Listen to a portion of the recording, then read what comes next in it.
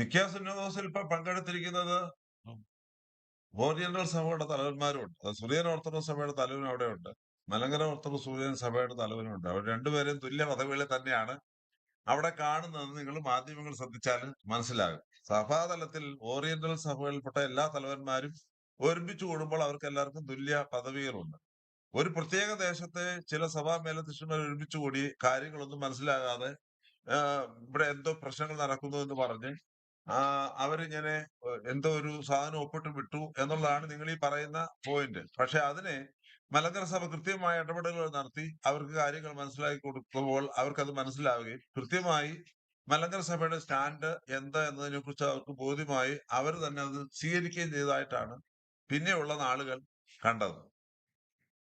ഈ വാർഷികമായിട്ട് ബന്ധപ്പെട്ട് മലങ്കര ഭാരതത്തിൽ നിന്നൊരു സഭാതലം എന്ന നിലയ്ക്ക് ക്ഷണം ലഭിച്ച ഏക വ്യക്തി മലങ്കര ഓർത്തഡോക്സ് സുറിയാനി സഭയുടെ പ്രധാന മേലധ്യക്ഷനാണ്.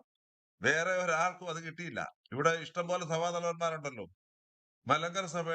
മലങ്കര ഓർത്തഡോക്സ് സുറിയാനി സഭയുടെ അധ്യക്ഷന് മാത്രമാണ് നിക്കാ സുന്നഹോസിന്റെ ആഗോള തലത്തിലുള്ളതായ സഭാതലവന്മാർ പങ്കെടുക്കുന്ന പരിപാടിയിൽ പങ്കെടുക്കാനുള്ള ഇൻവിറ്റേഷൻ പരിശുദ്ധ ബർത്തലോമ്യ പാത്രിക്കീസ് അയച്ചത്.